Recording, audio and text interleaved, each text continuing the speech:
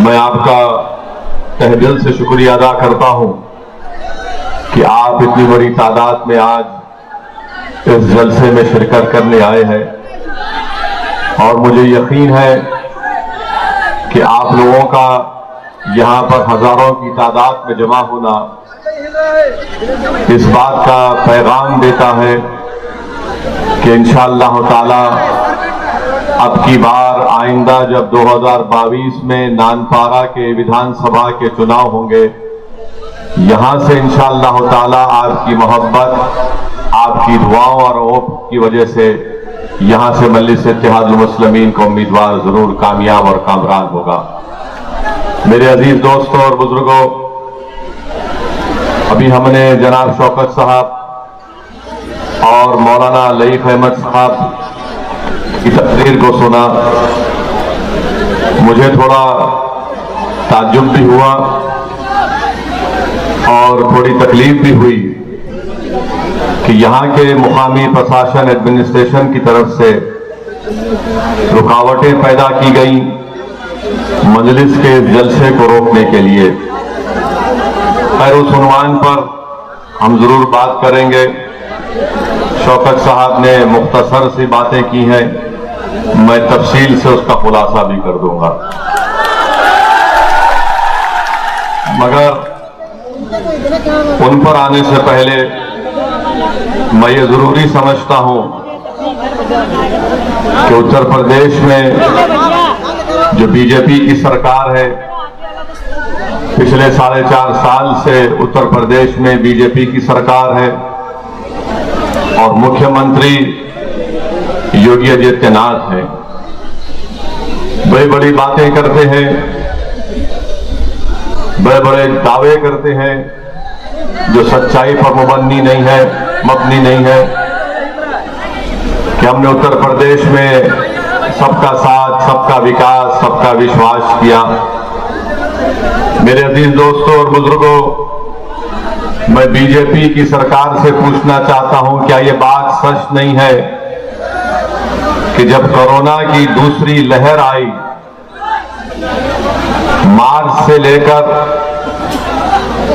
जुलाई तक उत्तर प्रदेश में लोग ऑक्सीजन के लिए तड़प रहे थे, तो योगी आदित्यनाथ की सरकार ऑक्सीजन फराहम करने में नाकाम साबित हुई।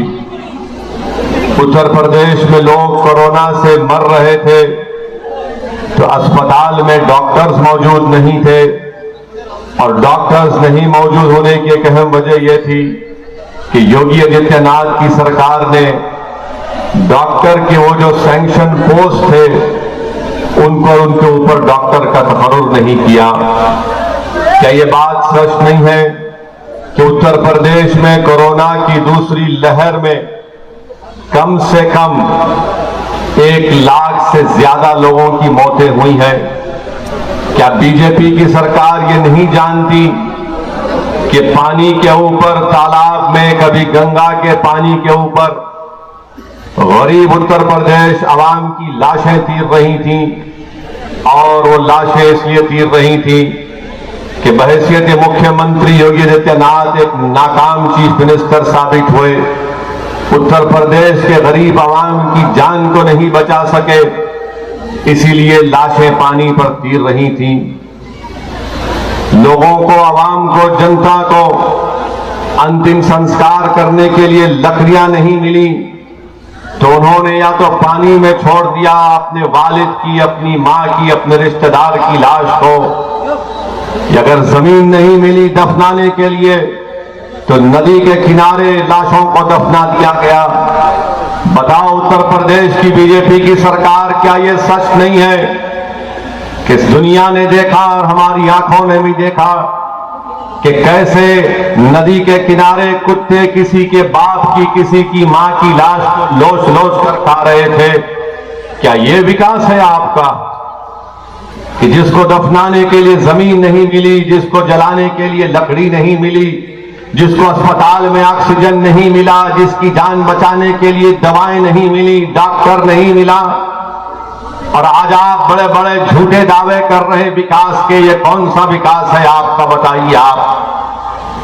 और अफसोस तो इस बात का है कि हमारे प्रधानमंत्री जो अमेरिका के दौरे पर गए और उनको इस बात की बड़ी नाराजगी है प्रधानमंत्री को कि हमको भी नाराजगी है कि हमारे देश का प्रधानमंत्री जब अमेरिका के सदर के घर व्हाइट हाउस पर गया तो प्रधानमंत्री जब गाड़ी से उतरे तो वहां पर जो बाइडेन नजर नहीं आया।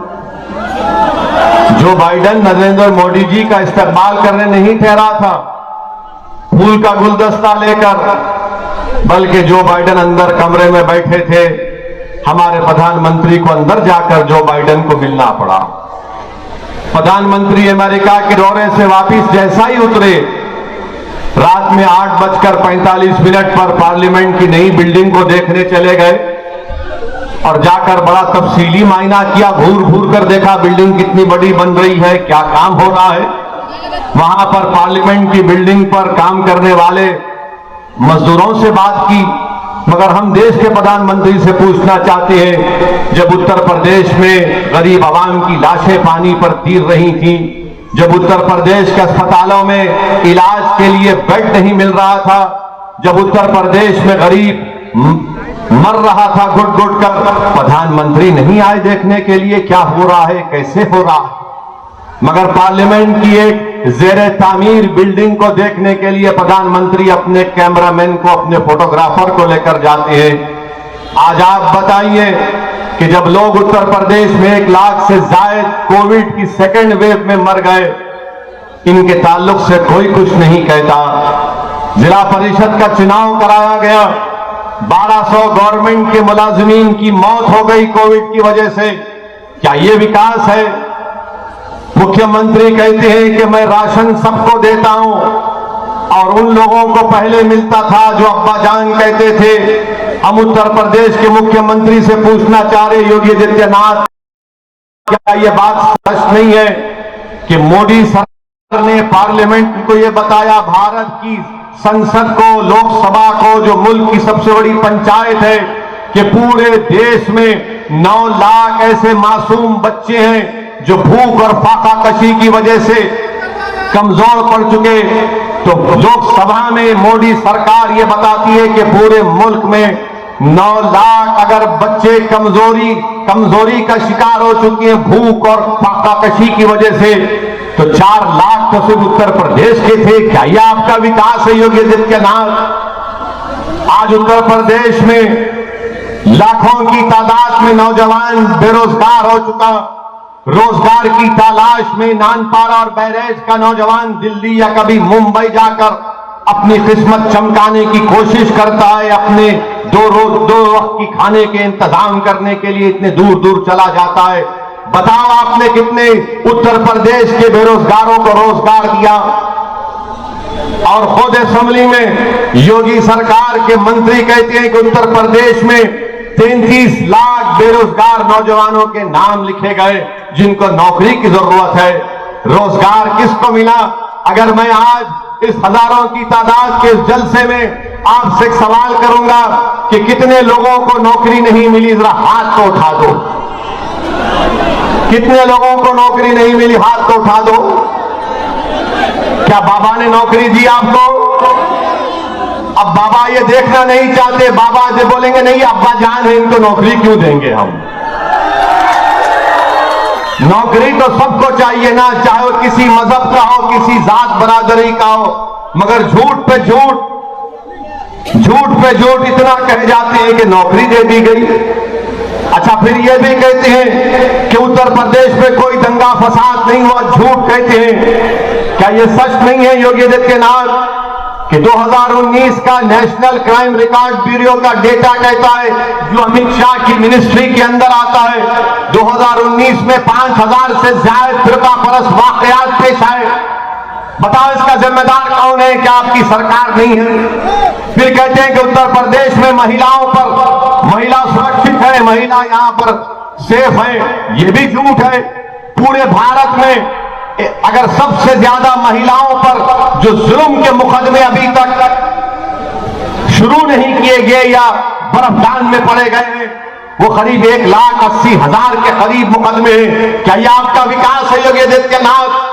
क्या ये बात सच नहीं है कि उत्तर प्रदेश के कई दवाखानों में 1400 डॉक्टरों की जायदादें खाली पड़ी हुई हैं?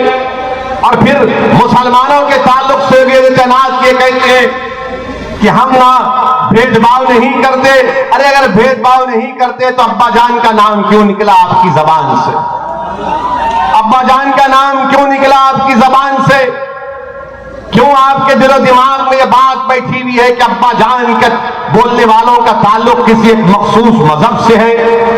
हम योगी आदित्यनाथ की सरकार से पूछना चाहते हैं, बताओ क्या यह बात सच नहीं है कि प्रधानमंत्री योजना ग्रामीण में कितने घर आपने अपने मुसलमानों को दिए? बताओ आप।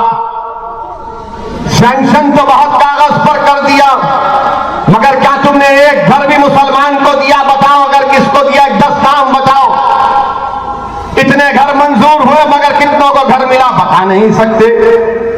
फिर कहते हैं कि ओवैसी आकर भेदभाव की बात करता है, ओवैसी आकर मजहब की बात करता है। अरे मैं तुमको पूछ रहा हूं कि 4.5 साल का रिकॉर्ड हम तुमसे सवाल कर रहे हैं योगी आदित्यनाथ कि 4.5 साल में तुमने क्या किया बताओ? तो लंबी लंबी छोड़ना शुरू कर देंगे। मेरे अजीज दोस्तों और बुजुर्गों, आज आपको ये जानना पड़ेगा कि योगी आदित्यनाथ सरकार ने अगर भारत में सबसे कम पढ़े लिखे मुसलमान लिटरेसी रेट उत्तर प्रदेश में है तो मुसलमानों का है। सबसे कम पढ़े लिखे लोग अगर हैं तो यहां पर उत्तर प्रदेश में कोई है तो मुसलमान है। सबसे कम पढ़े लिखे अगर महिलाएं हैं तो मुसलमान है। इसका जिम्मेदार कौन है? असदुद्दीन ओवैसी है या योगी आदित्यनाथ या फिर समाजवादी की पुरानी हुकूमत रही है? आप खुद सोचिए कि हम पर इल्जाम लगाते हैं कि वोट काटने आया है। एक तरफ ये नाम निहाद सेकुलर पार्टी ये कहती है कि ओवैसी की पार्टी वोट काटने आई है, तो दूसरी तरफ योगी आदित्यनाथ और आरएसएस और वो कट्टर तंजीमें कहती हैं कि ओवैसी को भारत से मोहब्बत नहीं है। आप खुद पूछिए कि उत्तर प्रदेश में सिर्फ 2% मुसलमान ग्रेजुएट होता है। इसका जिम्मेदार कौन है? क्योंकि हमको शौक नहीं है पढ़ने लिखने का। मैं आपसे सवाल कर रहा हूं, आपसे सवाल कर रहा हूं, हाथ उठाकर बताइए कि आप अपने बच्चे और बच्चों को पढ़ाना नहीं चाहते? क्या आपको स्कूल की जरूरत नहीं है? क्या आपको नानपारा में डिग्री कॉलेज मिल गया? हमारे बच्चों को पढ़ाने के लिए प्राइवेट बस में नानपारा से बहरेज जाना पड़ता है। और उत्तर प्रदेश में बीजेपी की सरकार कहती है कि हमने यहां पर बहुत बड़ा काम किया। सादात कॉलेज का जिक्र मौलाना ने भी किया। उसका सदर डीएम है, नायब सदर तहसीलदार है। बताओ जब डीएम सदर है तो क्या किया सादात कॉलेज में? योगी आदित्यनाथ ये सादात कॉलेज को आपने खंडेर व वीरान बनाकर रख दिया। मेरे अजीज दोस्तों और बुजुर्गों, यही सवालात जब मजलिस इत्तेहाद और मुस्लिमीन उठाती है तो सबके पेट में दर्द शुरू हो जाता है, सबके सर में दर्द शुरू हो जाता है। इनको समझ में नहीं आता कि इसके इन सवालों का जवाब कैसे दिया जाए। याद रखो, सच का ये सच्चाई मैं आपके सामने बयान कर रहा हूं और बीजेपी के पास इसका कोई जवाब नहीं है, सिवाय इसके कि जब हम उत्तर प्रदेश में अपने जलसे में इन तमाम सवालात को उठाना शुरू कर दिए तो वो आरएसएस से वाबस्ता एक तंजीम के लोग जो बुज़दिल हैं हमारे दिल्ली के घर पर जाकर हमारे नाम प्लेट को कुड़ाड़ी से तोड़ देते हैं, उसको पत्थर घर में फेंकते हैं और कहते हैं कि ओवैसी ने ऐसी तकरीर की थी। तकरीर उत्तर प्रदेश में हमने की थी। तो जब बीजेपी आरएसएस को लगा कि ये सच्चाई बयान कर रहा है, ये जनता के दरमियान में जाकर उनको बेदार कर रहा है, बाशऊर कर रहा है, तो हमारे घर पर हमला करवा दिए। और हमारे घर के बाजू पड़ोसी इलेक्शन कमीशन है। जिस तरह आज 10 कदम पर दिल्ली का पुलिस का हेडक्वार्टर है और पुलिस हजरत पुलिस आराम से 20 मिनट के बाद आती है अपने दामादों को के बाद हमारे घर पर माने वीडियो निकालते हैं और जान से मारने की हमको धमकी देते हैं कि ओवैसी अपने भाषण में इस तरह की बात करता है। याद रखो, असदुद्दीन ओवैसी के भाषण में किसी मजहब के खिलाफ कोई ना बात हुई ना कभी होगी इंशाअल्लाह ताला। हाँ, मेरे मुंह में मेरी जबान है, तुम्हारे बाप की जबान नहीं है कि मैं गुलामी के अल्फाज अदा करूं।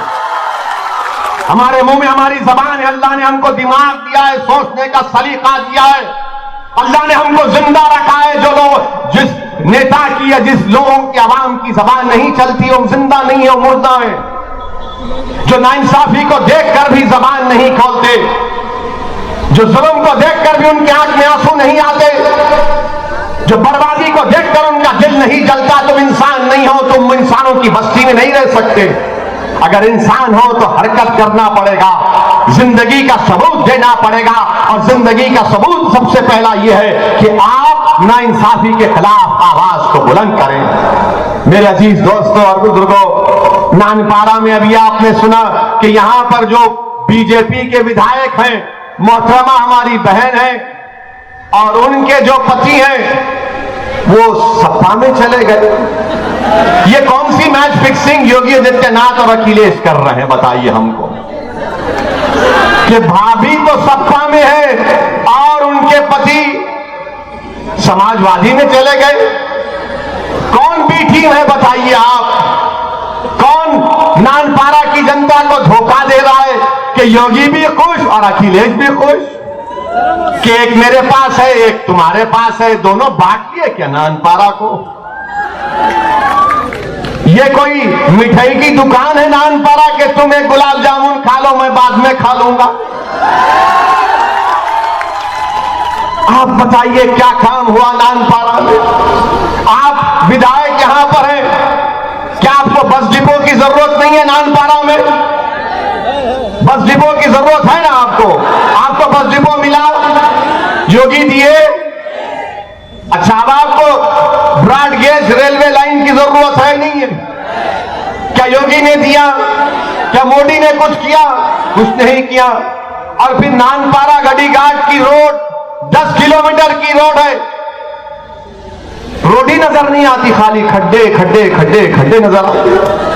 अब आप बताइए, तकिया घाट ब्रिज जो सरयू नदी के ऊपर 10 साल पहले मंजूर हुआ, अभी तक काम चल ही रहा है, चल ही रहा। अगर वो काम हो जाता तो 25 गांव के 40,000 लोगों को फायदा होता।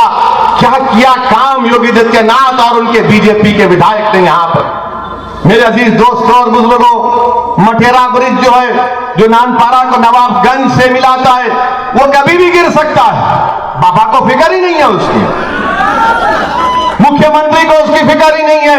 अच्छा, यहां का किसान कह रहा है कि कांजी घर बनाओ, कांजी घर बनाओ, बाबा जानवर रोड पे निकल जा रहा है, जा कांजी घर बनाओ, बनाते नहीं है। और फिर यहां पर आप देखते हैं राशन कार्ड भी कहां मिला, बताइए। अब्बा जान तो कह दिया, कितनों को 2 साल में एक राशन कार्ड मिला? अगर मिला तो हाथ उठा के बताओ, कितनों को राशन कार्ड चाहिए नानपारा में, बताइए। बाबा देखो, ये अब्बा जान के कितने राशन कार्ड की जरूरत है, राशन कार्ड नहीं दिया जाता। अच्छा, अस्पताल है, कम्युनिटी हेल्थ केयर सेंटर है, कितने बेड है? खाली 14 बेड है नानपारा में। विधायक क्या कर रहे हैं? तो विधायक कह रहे हैं बेड की जरूरत नहीं है, एक बेड हमने सपा के ऑफिस में लगा दिया, वो रात में जाके वहां सोते, हम यहां बैठे रहते बीजेपी में। 14 बेड सिर्फ कम्युनिटी हेल्थ केयर सेंटर में है। अच्छा, यहां पर फिर आप जानते हैं असलम और नूर को, मैं जानता हूं असलम और नूर को, 14 महीने जेल में रखा गया उन असलम और नूर को। असलम चूड़ियां बेचते थे और नूर मच्छी बेचता था। बाबा की सरकार ने ऐसे लगाया तो 14 महीने असलम और नूर को जेल में रहना पड़ा। आज वो असलम और नूर कसमपुरसी की आलम में अपनी जिंदगी को गुजार रहे। ये आपके नानपारा के मसाइल हैं। मेरे अजीज दोस्तों और बुजुर्गों, मैं आपसे अपील करने आया हूं, आपसे गुजारिश करने आया हूं कि अब की बार आपको पूरे एतमाद के साथ और बेखौफ होकर मजलिस इत्तेहादुल मुस्लिमीन के उम्मीदवार के हक में अपने वोट का इस्तेमाल करना है। डरने और घबराने की जरूरत नहीं है। लोग बहुत से आएंगे, आज हमारा जलसा हो गया, आज हमारा भाषण हो गया, तो हमारे यहां जाने के बाद कल से ये जो कौम और मिल्लत के दल्लाल हैं, जिसको दल्ले कहते, वो आएंगे यहां पर। वो आकर बोलेंगे कि ओवैसी जज्बाती बात करता है, ओवैसी की बात में नहीं आना, एक होकर वोट दो ना। अरे एक होकर ही तो वोट दिए थे ना सपा को। यहां का एमपी कौन सी पार्टी का है? कौन सी पार्टी का है?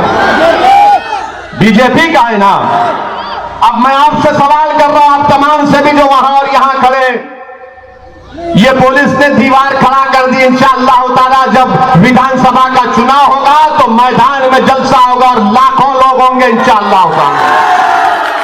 अच्छा आप बताइए कि आपने बीजेपी को वोट दिया पार्लियामेंट के इलेक्शन में?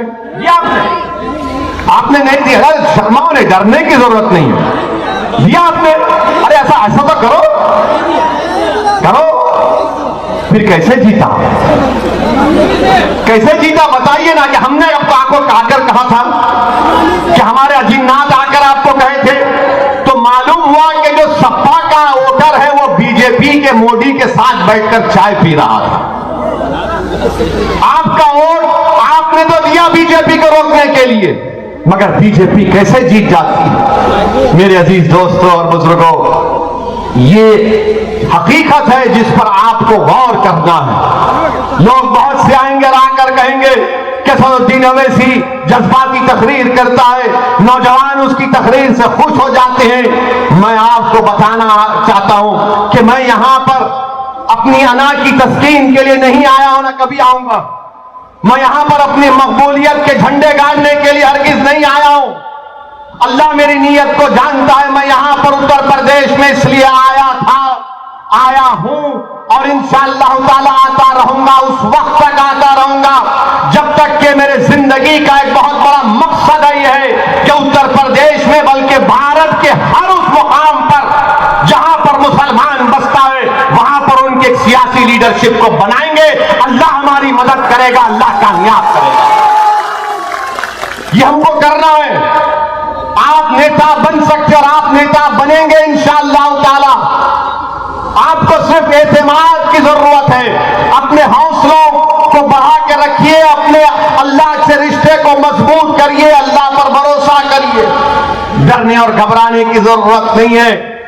लोग बोलते हैं कि हाँ ये तमाम जुल्म के वाकयात हुए हैं। मैं आपको बता रहा हूं मेरे अजीज दोस्तों और बुजुर्गों, उलेमाओं की मौजूदगी में, जिम्मेदारों की मौजूदगी में आपसे बता रहा हूं कि क्या तुमने मक्के की तारीख को तुम भूल गए? क्या तुम मक्के की तारीख को भूल गए? क्या तुम उहद के मैदान को भूल गए? क्या तुम मुवत्ता के मैदान को भूल गए? क्या तुम ताइफ के सफर को भूल गए? क्या तुम करबला के मंजरों को भूल गए? क्या तुम्हारी तारीख यह है कि तुम चमन पर चलकर आ पर आए हो? नहीं, हम यहां पर खाक और खून के दरियाओं से गुजर कर आए हैं। हमारे आका मोहम्मद मुस्तफा सल्लल्लाहु अलैहि वसल्लम के जिस्म मुबारक पर ऊन की उजड़ी डाली गई थी। ताइफ के सबर में रसूलुल्लाह सल्लल्लाहु अलैहि वसल्लम पर पत्थर बरसाए गए थे। अपने मुबारक खून में लहूलहान हो गए। रसूलुल्लाह सल्लल्लाहु अलैहि वसल्लम से काबे के सहन में दस्तराजी की गई। सिद्दीक़ अकबर को मारा गया, इतना मारा गया कि चेहरा नजर नहीं आता था। क्या तुम भूल गए हज़रत बिलाल के जुल्म को कि रेत पर लिटाकर गरम गरम पत्थर उनके सीने पर रख दिए जाते? क्या तुमने हज़रत सुमैया की शहादत को भूल गए कि हामिला थी और जालिम ने नेज़ा मार दिया? क्या तुमने उहद के मैदान में दंदाने मुबारक की शहादत को भूल गए?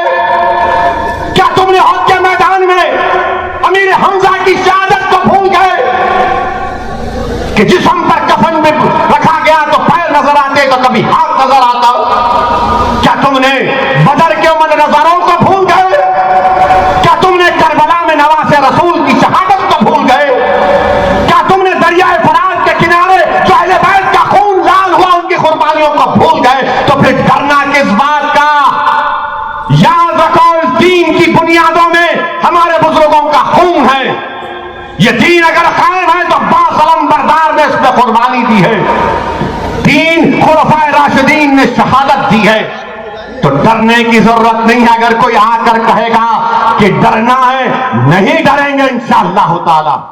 अगर कोई दुनिया में पैदा होता है अपनी मां की कोख में 9 महीने, अगर कोई बच्चा और बच्ची रहती है तो वो अपना रिस्क, अपनी जिंदगी अल्लाह उसको लिख कर भी जाता है।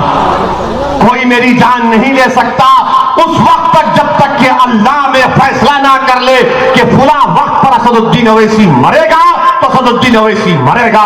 अगर अल्लाह कहेगा कि लाखों लोग असदुद्दीन ओवैसी के खिलाफ हो जाए तब भी वो नाकाम साबित हो जाएंगे तो भी वो अल्लाह करता है। मेरे अजीज दोस्तों और बुजुर्गों, मैं ये इसलिए आपसे कह रहा हूं कि अपनी हिम्मतों को बुलंद रखिए। अगर हिम्मतें हैं तो उसको और मजबूत करिए। डर और खौफ को, गैर यकीनी कैफियत को अपने करीब आने मत दीजिए। ये मुल्क हमारा है, ये मुल्क हमारा है, याद रखो। इस मुल्क की आजादी के लिए हमारे बुजुर्गों ने अपना खून पसीना बहाया, अपनी जानों को कुर्बान कर दिया, माल्टा की जेलों में सजा काटी, काला पानी की सजा काटी अल्लामा फजल खैराबादी रहमतुल्लाह अलैह ने। मेरे अजीज दोस्तों और बुजुर्गों, हमारे उलमाओं ने अंग्रेजों के खिलाफ जिहाद का फतवा दिया था और जिहाद का फतवा देने के बाद सियाही सूखने से पहले हमारे उलमाओं ने अपनी जानों की कुर्बानी पेश कर दी, नजराने पेश कर दिए। दिल्ली से लेकर मौजूदा पड़ोसी मुल्क का जो रास्ता है उन पेड़ों पर हमारे उलमाओं की 1 लाख लाशें लटकी हुई थी। क्या तुम उनकी कुर्बानियों को फरामोश कर दोगे डर कर? किस बात का डर है तुमको? किस बात का डर है? अरे डर पैदा करना है तो अल्लाह का डर पैदा करो। जिस दिन हमारे दिलों में अल्लाह का डर और रसूल अल्लाह सल्लल्लाहु अलैहि वसल्लम की मोहब्बत पैदा हो जाएगी, कोई डर तुम्हारे करीब नहीं आएगा इंशाअल्लाह ताला। ये लोग जानते हमारी तबीयतों से कि इनको कभी बोल कर देखो, कभी मार कर देखो, कभी ढकेल कर देखो, कभी जेल में डाल कर देखो, कभी गोली चला कर देखो। मगर मेरे अजीज दोस्तों और बुजुर्गों, डर डर कर जिंदगी नहीं गुजारना है। संविधान जिसको बाबा साहेब अंबेडकर ने बनाया और संविधान कहता है कि भारत में कोई किसी मजहब का हो उसकी जान की कीमत एक होगी, उसकी जान की कीमत एक होगी। अगर मुसलमान और दलित है तो उसकी जान की कीमत किसी से कम नहीं है, याद रखो। तुम अपनी जान की कीमत नहीं जानते, तुम्हारी जान की बड़ी कीमत है, तुम्हारी जान की बड़ी कीमत है। और हम अपना खून को, अपने नौजवानों के मुस्तकबिल को ऐसा जाने नहीं देंगे। हम अपने हक के लिए लड़ेंगे। और हमारा हक क्या है? मैं ये नहीं कह रहा हूं कि आसमान से हम तारे तोड़ कर लाएंगे या चांद से मट्टी लाएंगे। हम सिर्फ यही कह रहे कि नानपारा की सरजमीन पर मंदिर का परचम लहराएगा, उत्तर प्रदेश में मंदिर का परचम लहराएगा, उत्तर प्रदेश की विधानसभा में मंदिर के मेले कामयाब होकर विधायक होकर जाएंगे। और जब जाएंगे तो उत्तर प्रदेश की विधानसभा जो बरसों से तड़प रही है मजलूमों की आवाज सुनने के लिए, उत्तर प्रदेश की विधानसभा जो हमारी मां और बहनों के रातों की नींद जिनकी हराम हो चुकी है उनको रातों में आराम से नींद आने के लिए उत्तर प्रदेश की विधानसभा के दरो दीवार तड़प रहे कि मजलूमों की आवाज सुने। इंशाअल्लाह ताला अब के असेंबली चुनाव में उत्तर प्रदेश की विधानसभा में ये मजलिस के उम्मीदवार जीत कर जाएंगे, मजलूमों की आवाज बनेंगे। अगर जालिम होगा हुक्मरान तो जालिम की आंखों में आंखें डालकर कहेंगे कि अब नाइंसाफी नहीं बर्दाश्त की जाएगी, अब हिस्सेदारी की बात होगी। हम अपना हिस्सा लेकर नानपारा को उत्तर प्रदेश की सबसे बेहतरीन विधानसभा बनाएंगे इंशाअल्लाह ताला। क्या आप हमारा साथ देंगे? क्या आप हमारा साथ देंगे? क्या आप हमारा साथ देंगे? क्या आप तमाम मिलकर वोट देंगे? क्या सब मिलकर पतंग के निशान पर बटन दबाएंगे? तो लगाओ मेरे साथ नारा मिलकर, नारे तकबीर, नारे तकबीर। आवाज में दम है मगर लखनऊ तक, योगी के कान तक नहीं पहुंचा। वरना बोलेंगे अब्बा जान की आवाज नहीं आई। जब अब्बा घर में पुकारते तो पूरा घर हिलता नहीं हिलता? हिलता है ना। तो मेरे अजीज दोस्तों, वो आवाज आपको वोटिंग के दिन निकालना, जबान से नहीं अपने इस उंगली से दबाकर मशीन पर पतंग का निशान जहां नजर आएगा बटन दबा दबा कर आप मंजिल को कामयाब करेंगे।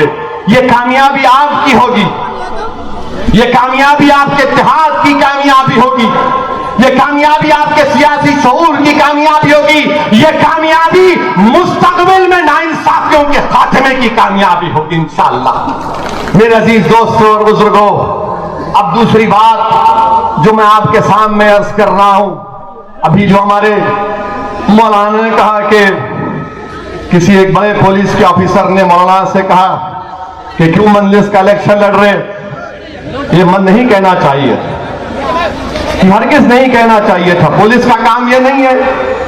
अगर आप ऐसा बोलेंगे तो हम इलेक्शन कमीशन को लेटर लिख देंगे, लेटर लिखकर कहेंगे कि आप जब यहां पर रहेंगे तो आज चुनाव फ्री एंड फेयर नहीं होगा, और इलेक्शन कमीशन सब सुनता है, देखता है। तो ये नहीं करना चाहिए, हमारा भाषण होगा। अब क्या करेंगे, योगी आए तो लोगों को पकड़ पकड़ कराना पड़ता कि पाकिट लो खाने की, और आओ बैठो सुनो। अच्छा, आपको किसी को पैसा दिया गया आने के लिए? किसी को बिरयानी दी गई? क्यों आए थे? क्यों आए? जोर से बोलो। अरे जब प्यार किया तो डरना क्या? जोर से बोलो, क्यों आए?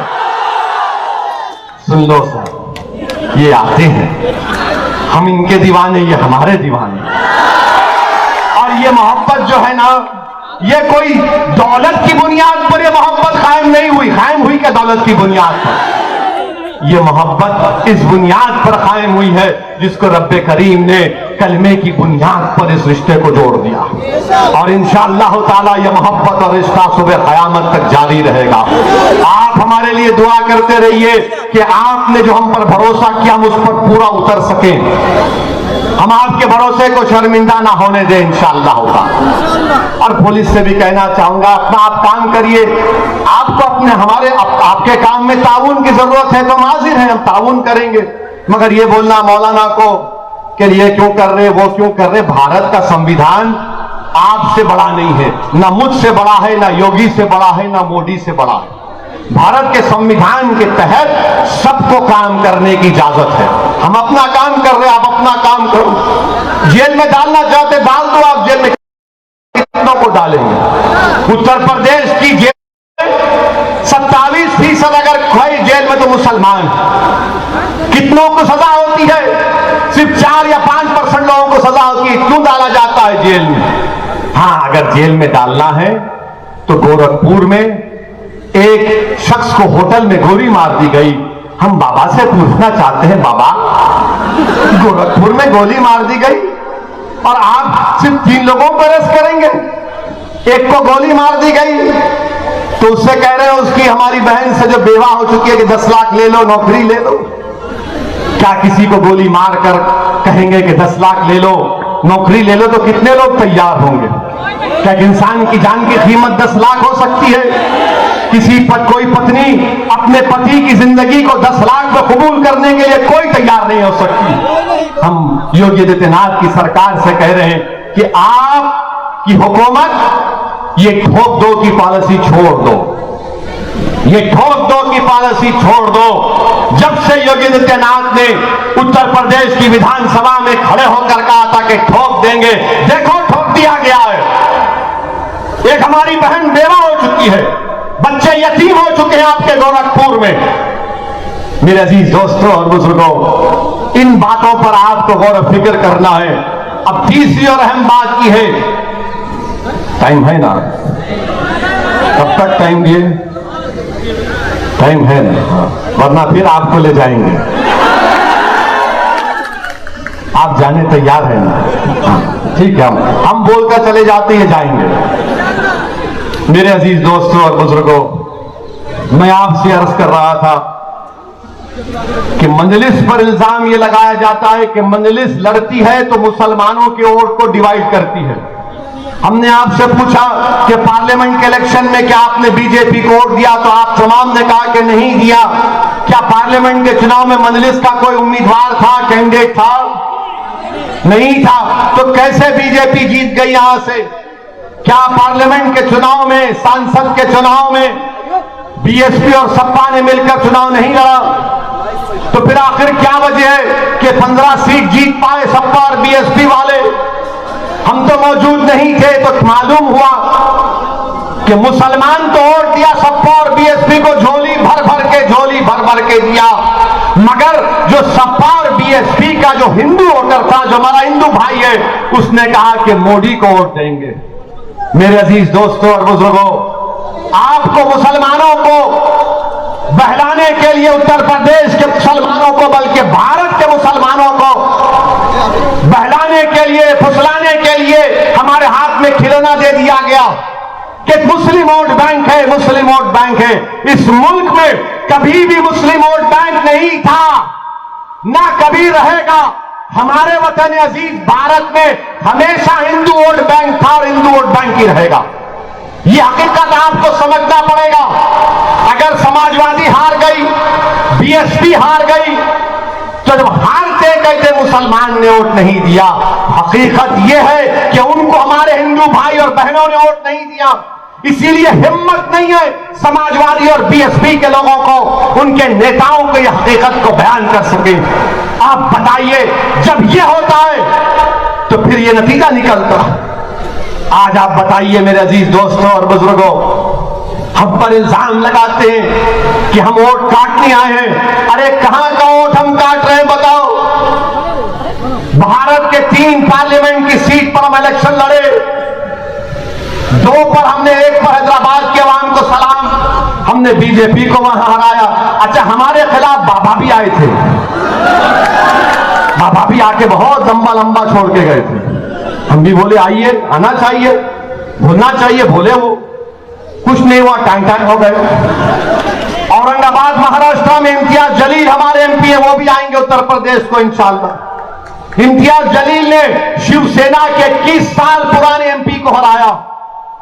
फिर हमने तीसरी सीट लड़ी किशनगंज, बिहार में, सीमांचल की वो सरजमीन जहां पर लाखों की तादाद में लोग बसते हैं और भारत का सबसे पिछड़ा इलाका है, वहां पर हमने 3 लाख वोट हासिल किए। बीजेपी नहीं जीती, कांग्रेस जीती वहां पर। तो बताओ हमसे क्यों इतना डर है? हमसे डर इसलिए है कि ये नहीं चाहते कि मुसलमान इनको छोड़कर चला जाए। हम आपसे कह रहे हैं कि यकीनन बीजेपी को हराएंगे इंशाअल्लाह ताला, हम हराएंगे इंशाअल्लाह ताला बीजेपी को। मगर मुसलमानों का मसला क्या है? जब जंग की तैयारी होती है तो हमको जंग के मैदान में लाकर छोड़ देते हैं कि बेटा तुम भिड़ो बीजेपी से, और भाग जाते हैं छोड़ के, हमको छोड़ के भाग जाते हैं हमको। मैं पहले भी कहा, आज भी कह रहा हूं, बीजेपी को रोकना जरूरी है। बीजेपी नहीं बल्कि आरएसएस को रोकना जरूरी है। मगर क्या रोकना मेरी जिम्मेदारी है? क्या रोकना सिर्फ मेरी जिम्मेदारी है, तुम्हारी जिम्मेदारी नहीं है? कैसे राहुल गांधी हार गए? राहुल गांधी क्यों हारे अमेठी में? अखिलेश यादव के परिवार के 3 लोग हार गए, हम जिम्मेदार? मेरे अजीज दोस्तों और बुजुर्गों, अगर आप अपने ओर से, दलित भाइयों के ओर से और ओम प्रकाश राजभर साहब के संकल्प मोर्चा में जो कमजोर तबकात सब एक होकर वोट डालेंगे, तो हम अपनी लीडरशिप को बनाएंगे यहां पर। हम लीडरशिप को बनाएंगे यहां पर। लीडरशिप को पसंद नहीं करते, ना बीजेपी पसंद करती, ना समाजवादी पसंद करती, ना बीएसपी पसंद करती, कोई नहीं पसंद कर सकता। और आपको एक हकीकत बता रहा हूं कि उत्तर प्रदेश में जितने समाज हैं जो पिछड़े समाज की हैं, हर एक का एक नेता है, हर एक की पहचान है, हर एक की ताकत है। अगर किसी का कोई नेता नहीं है, अगर किसी की कोई पहचान नहीं है, अगर सबसे तौर पर सियासी तौर पर जिसको यतीम और लाचार बनाकर छोड़ दिया गया, वो उत्तर प्रदेश का 19% का मुसलमान है। बताओ तुम्हारा नेता कौन है उत्तर प्रदेश में? कोई है आपका नेता उत्तर प्रदेश में? नाम लो उसका, मैं कहता हूं नाम लो उसका। आपके पास नाम नहीं लिया जाता। हाँ, नाम ले सकते हो उन लोगों का जो जीत जाते हैं, मगर जीतने के बाद जब जाकर बोलने का वक्त आता है नाइंसाफी के खिलाफ, तो गूंगे बन जाते हैं, गूंगे बन जाते हैं। मेरे अजीज दोस्तों और बुजुर्गों, मेरी आपसे गुजारिश है कि अपने वोट का सही इस्तेमाल करिए। लोग आकर आपको बहुत सी बातें बोलेंगे, मैं जितने सवालात किया उसको याद रखो। नौजवानों, मैं तुमसे एक गुजारिश कर रहा हूं कि आप मेरा काम करोगे। नौजवानों, मेरी इस तकरीर को जरा डालो सोशल मीडिया पे, यूट्यूब पर डालो, टिकटॉक तो खत्म हो गया, पर इंस्टाग्राम पे डालो, वो जो फसाद बुक है जिसको फेसबुक कहते हैं उस पर भी डालो, सब जगह डालो, ताकि घर घर तक हमारी बात पहुंच जाए, हमारे उलेमाओं तक, हमारे हमारे मशाइखीन तक, हमारी इज्जतदार माँ और बहनों तक ये सच्चाई का पैगाम उनके कानों तक पहुंच जाए और फिर आप फैसला करो। अगर मेरे अल्फाज में एक भी सच्चाई है तो उस पर अमल करो। खुदा के आपको अपनी क़यादत को बनाना है, आपको अपने सफल से नेता को बनाना है। जब तक आप इन तमाम को और किए, मगर आपको क्या मिला बताइए मुझे। पार्लियामेंट में हम बोलते, उत्तर प्रदेश में आए तो बोलते अगर ओवैसी के 10-15 जीत जाएंगे तो क्या होगा। हमको किसी ने पूछा एक समाजवादी के और बीएसपी के नेता ने पूछा कि यार ओवैसी एक बात बताओ, अगर उत्तर प्रदेश में तुम्हारे 15-20 जीत गए तो क्या होगा, क्या कर लोगे तुम, क्या तुम सरकार बनाओगे, क्या तुम सत्ता में आओगे। तो हमने कहा सुनो, तुम्हारे सवाल का 2 जवाब हम देते हैं। पहला जवाब यह है कि जब हम बिहार में इलेक्शन लड़ रहे थे, सीमांचल में इलेक्शन लड़ रहे थे, तो ये सेकुलर से पार्टी जो अपने आप को सेकुलर कहते हैं, सेकुलर नहीं है, लोग फिरका परस्त हैं। ये अपने आप को सेकुलर दिखाते पर अंदर आरएसएस की चड्डी पहनकर अपने आप को सेकुलर कहते हैं लोग। अब तो आरएसएस भी 90 साल के बाद पैंट पहनना शुरू कर दिया। सॉरी, आप पैंट पहन रहे हैं। तो मेरे अजीज दोस्तों, हमने कहा कि जब सीमांचल बिहार में इलेक्शन लड़ रहे थे, यही लोग ने, मीडिया के लोग जाकर सीमांचल की हमारी एक मां से पूछे कि बताओ मां, इस विधानसभा के बिहार के चुनाव में तुम किसको वोट दोगे। तो उस हमारी बहादुर मां ने कहा कि वो जो गोल टोपी सर पर है, चेहरे पे दाढ़ी है, उसको वोट देंगे। तो उस रिपोर्टर ने पूछा कौन सा, कौन, सबके सर पे गोल टोपी है, दाढ़ी है। बोले वो लंबा सर का जो है ना, जो हैदराबाद से है, उसको वोट देंगे। उस रिपोर्टर को ताज्जुब हुआ, उसने पूछा क्यों वोट दोगे मां उसको। तो उसने कहा उसको सत्ता से लालच नहीं है, वो लड़ने वाला है। उसको सत्ता से मोहब्बत नहीं है, वो लड़ना चाहता है, इसलिए लड़ने वाले को वोट दे। तो हमको सत्ता से मतलब नहीं है। बहुत बन गए संतरी मंत्री, क्या काम किए ये मंत्री बताओ। ये तो बंदरों की तरह एक पेड़ से एक पेड़ कूदते रहे, भर के गरीबों की मदद नहीं कर सके। हमको ना संतरी बनना है ना मंत्री बनना है, हमको नेता बनना है, लीडरशिप को पैदा करना। हमने कहा कि तुम्हारा सवाल था कि अगर 15-20 जीत जाएंगे तो क्या होगा। हमने कहा आप देखते ना लोकसभा में हम कितने एमपी हैं, बताओ कितने। तो कहा कि 2 है। मिला 2 500 पे भारी है नहीं है, वो खामोश हो गए। बोले जब हमारा भाषण पार्लियामेंट में होता है 5 मिनट का, 6 मिनट का होता है, तो बीजेपी और सपा तमाम लोग सेंट्रल हॉल से भाग के आते, अरे ये ओवैसी क्या बोलेगा, सुनते हैं, भाग के आके सुनते हैं हमको। सब खड़े, हम खड़े होते ही शुरू हो जाते, ये नारा कभी वो नारा। मगर बीजेपी के 300 सांसद के सामने ये अल्लाह का करम है, सबका है मेरे नबी करीम सल्लल्लाहु अलैहि वसल्लम का। तुम्हारी दुआएं हैं कि सदुद्दीन ओवैसी की जबान से जो लफ्ज निकलता है, अल्लाह उसमें तासीर देता है, अल्लाह ताकत देता है और 300 के ऐवान को मिलाकर रख देता है।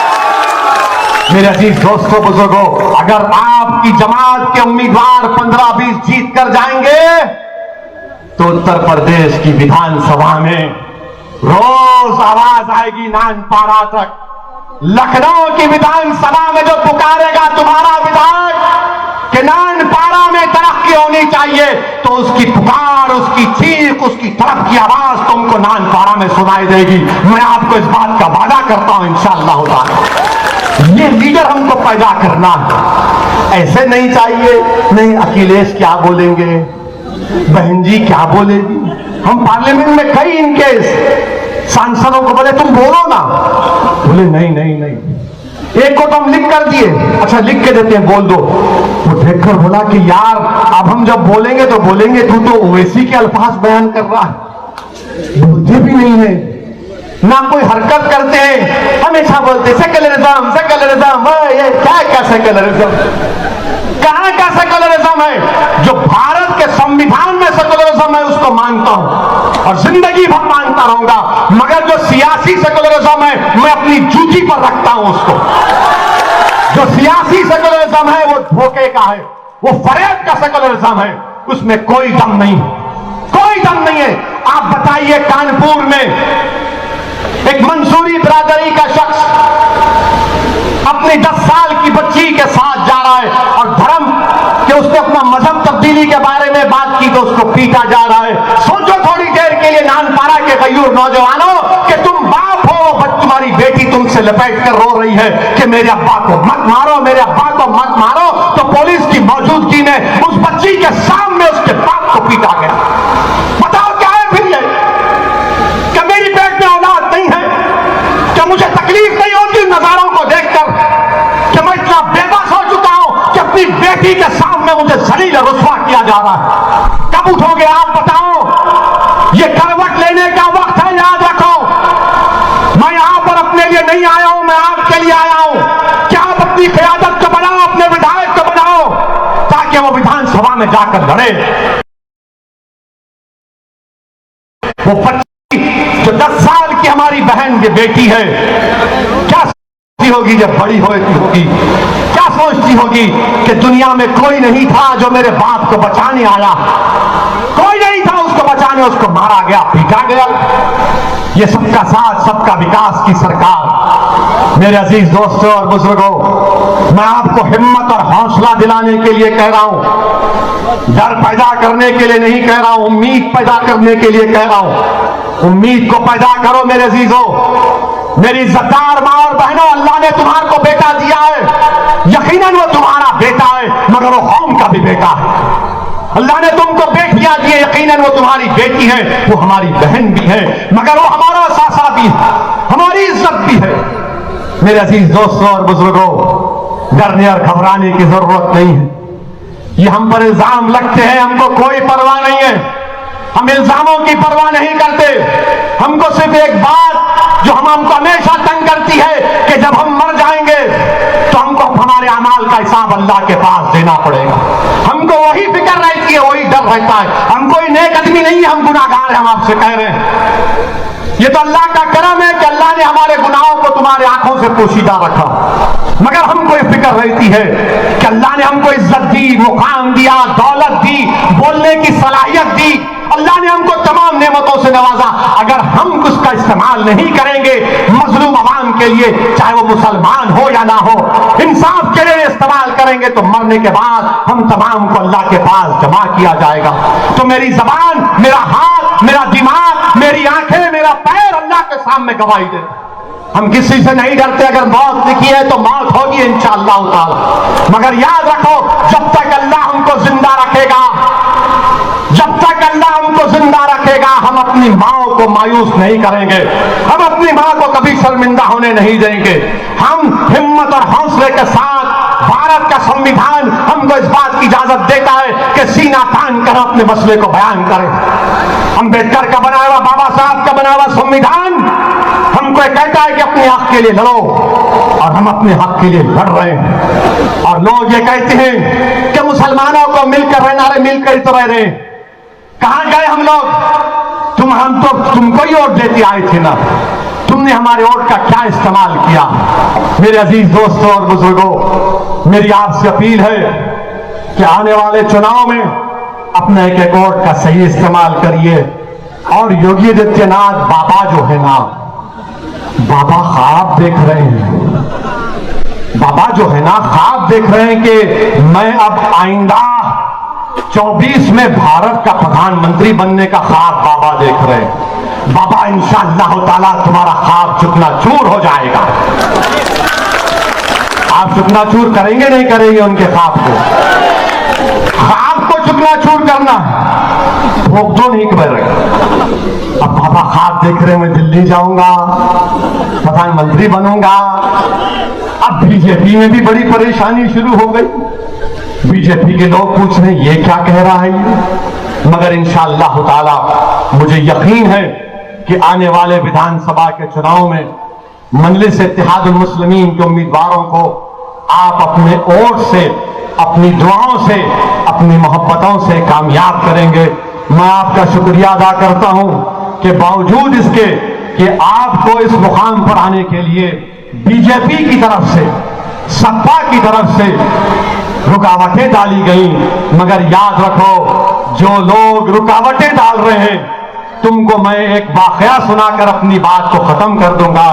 अभी हमारे मौलाना ने कहा कि रुकावटें डाली गई, मगर याद रखो नानपारा की जनता, नानपारा की मेरी इज्जतदार मां और बहनों, नानपारा के मेरे गयूर नौजवानों, रास्ता नहीं बदलना कभी भी। रास्ते में रुकावटें आएंगी मगर रास्ता नहीं बदलना। क्यों नहीं बदलना? क्योंकि मक्के की सरजमीन पर एक खातून रसूलुल्लाह सल्लल्लाहु अलैहि वसल्लम पर रोज कचरा फेंकती थी ना, सुना तुमने कि रोज कचरा फेंकती थी। मक्के में बहुत से रास्ते थे मगर अल्लाह के रसूल सल्लल्लाहु अलैहि वसल्लम ने अपना रास्ता तब्दील नहीं किया, वही रास्ते से जाते थे। एक दिन ऐसा आया कि वो तंग हो गई और जब वो बीमार पड़ी तो रहमतुल्लाह अलमीन सल्लल्लाहु अलैहि वसल्लम ने जाकर उसकी तीमारदारी की। तो उसने रहमतुल्लाह अलमीन की रहमत को देखा, महसूस किया, तो उसने कहा अशहदु अल्ला इलाहा इल्लल्लाह व अशहदु अन्ना मुहम्मद रसूलुल्लाह। मगर रास्ता नहीं बदलना।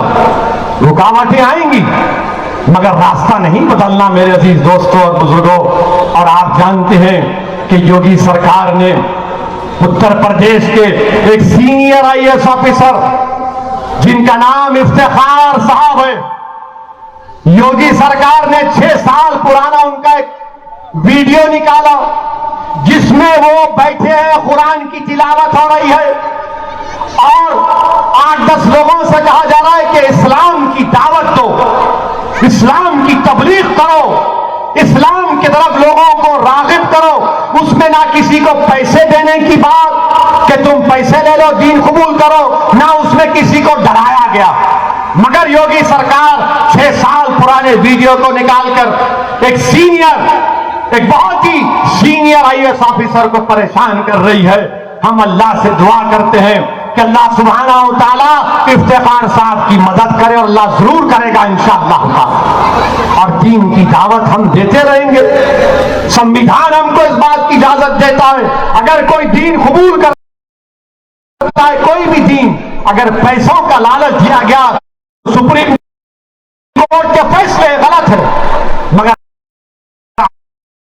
आप ये कह रहे हैं कि इफ्तिखार साहब ने ये किया, अच्छा इफ्तिखार साहब पर हुआ तो क्या किसी ने आवाज उठाई? क्या सपा के लोगों ने कहा कुछ? क्या बीएसपी के लोगों ने कहा? मौलाना कलीम को जानते हैं ना, मौलाना कलीम सिद्दीकी को जानते हैं, उनके बारे में किसी ने कुछ कहा? क्यों नहीं कहते? इसलिए नहीं कहते कि अगर इफ्तिखार और कलीम के बारे में कहेंगे तो दूसरे नाराज हो जाएंगे, दूसरों की नाराजगी मोल लेना नहीं चाहते और हमारी तकलीफ और नाइंसाफी के खिलाफ आवाज नहीं उठाना चाहते। मेरे अजीज दोस्तों बुजुर्गों, इसीलिए मैंने कहा यह सियासी सेकुलरिज्म को मैं जूती पर रखता हूं। जो संविधान का सेकुलरिज्म है उसको सलाम करता था और सलाम करता रहूंगा।